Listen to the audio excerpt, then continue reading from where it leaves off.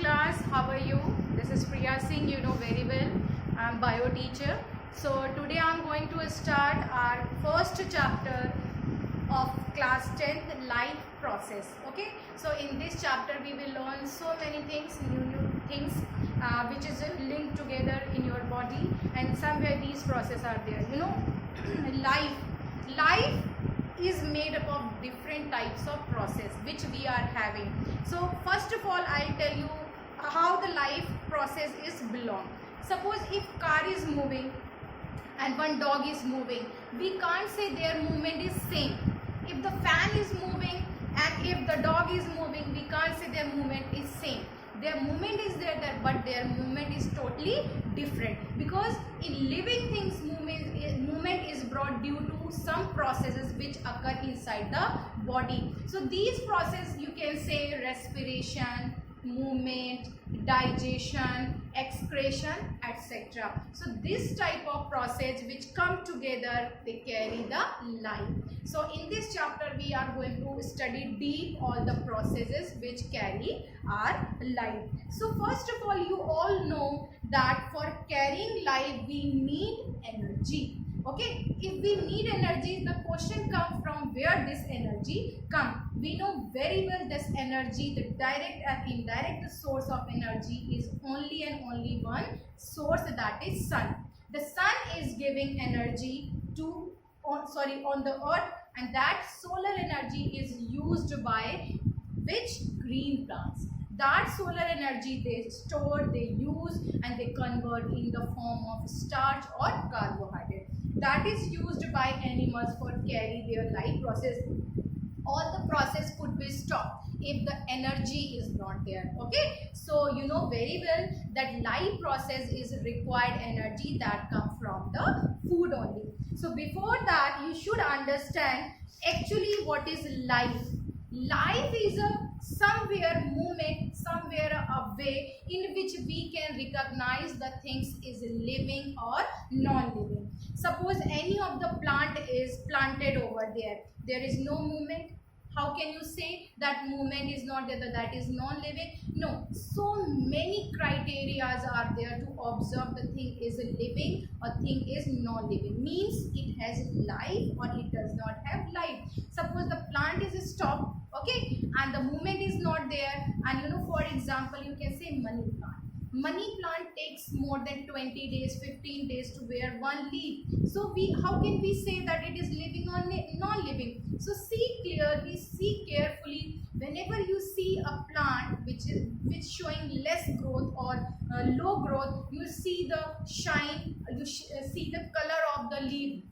You can understand if the color of leaf is green and they are showing glow, or you can say they are showing shine, it means they are living. If you will see the money plant, you're not putting water, you're not putting proper soil, what will happen? Slowly the color will change, the leaf will become pale, and it will try to fall, or it will fall also already. So in this small differences you can see between living or non-living things. If any snail is stopped, you can say that it is not living. No, it's a living. As soon as any of the critical condition will come now, it will show its what movement. But any of the ball is there, and you want to show that, you want to see that critical condition is there, storm is there, flood is there, any movement is there, it's on? No, it's not on. So we can differentiate between living and non-living. So many examples are there. You are in 10th class, you can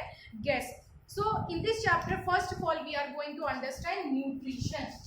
So what is nutrition and from where it comes? So nutrition is a process. Actually, it comes through process. It is a process in which we take food and it carry on the so many process in our body. In taking of food and carrying the breathing, respiration, and the excretion, all the process occur due to this nutrition. It means taking in complex food and utilization in our body, that digestion and so many things, and after that we get the energy. This come under the category of nutrition. Okay, nutrition we get from nutrients. Okay, we get from nutrients. Means suppose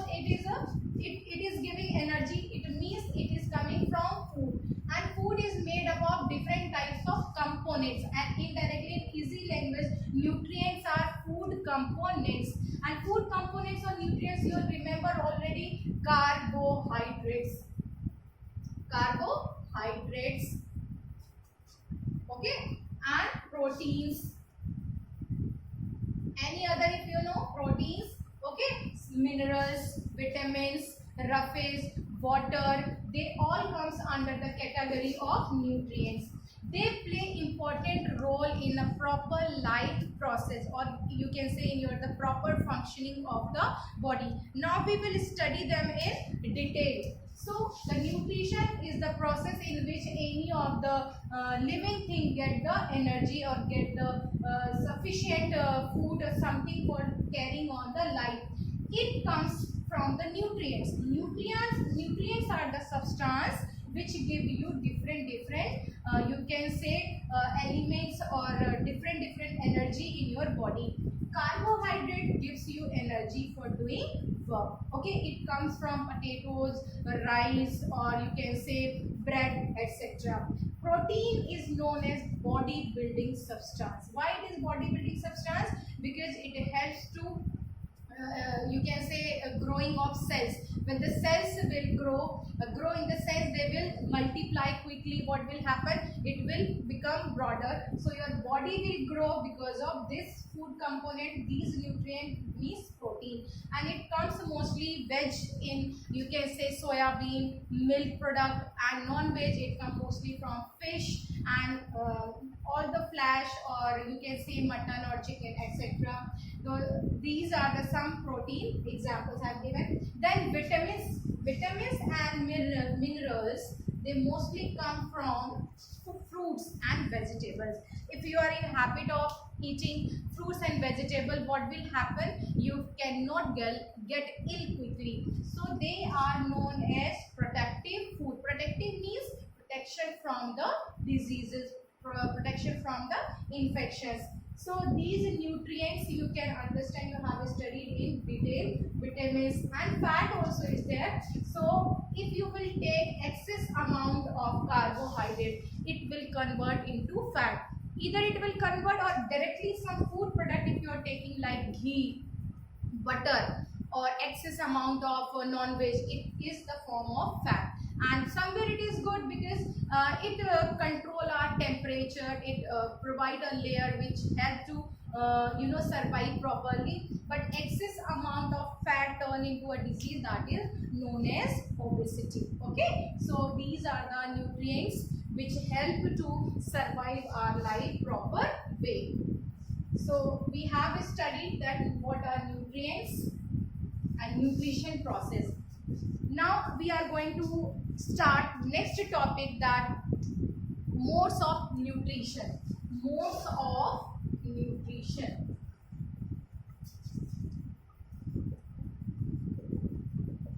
Okay, so we divided modes of nutrition mainly into two categories.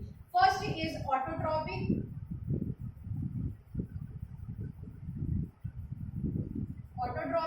And second is heterotrophic.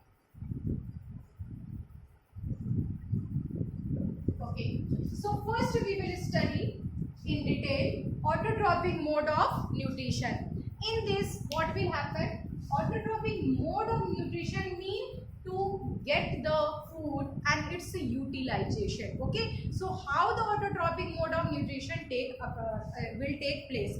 So in this category, all green plants will come. First of all, they will prepare their food and then they will utilize for their life process. So today we are going to learn about that these type of modes of nutrition. First we are going to talk about that green plants and their way of taking food. So all the green plants are known as autotrophs, and they are making of food and they are getting, and its utilization is known as autotrophic modes of nutrition. You know very well, auto means self. Okay, auto means self and trophic means to synthesize somewhere. Modes of nutrition means energy. So when green plants prepare their own food with the help of raw material you know which needed for preparing food comes under the category of photosynthesis. And what are the raw material of photosynthesis? That is H2O, CO2 and chlorophyll and sunlight. Because I told you green plants can synthesize these all four things and can prepare their own food. They form the food in the form of glucose, which convert into starch, and starch indirectly is known as carbohydrate, and this they use for their own. Extra food which is left, that they store and that is used by other persons like heterotrophic people, heterotrophic mode of nutrition. So autotrophic means the preparation of food by green plants with the help of these four raw materials like H2O, which is absorbed by roots, carbon dioxide which enter through the stomata in the leaf, chlorophyll already present in the green leaves, because of this only leaves are green in color, and sunlight. This help to make them their food, and this food is get ready. After that, what happened? You know very well that during photosynthesis, food is ready as well as oxygen gas is also released, and you know very well without oxygen we cannot survive. So autotrophic mode of nutrition is self process in which green plants are preparing their food. Okay, now we understood food is ready. Food is ready. Green plants will use some of the food for their growth, their proper functioning, because life process chapter we are studying different processes are going in our body. They also need for transportation of material, for growing, for excretion, and for the doing so many activities. But extra always food is stored in the plant, and that extra food we used in the form of food, you can say carbohydrate. Okay, now next is modes of which type of modes of heterotrophic modes of nutrition. It occurs in animals, and some of the plants also. Heterotrophic modes of nutrition is that type of nutrition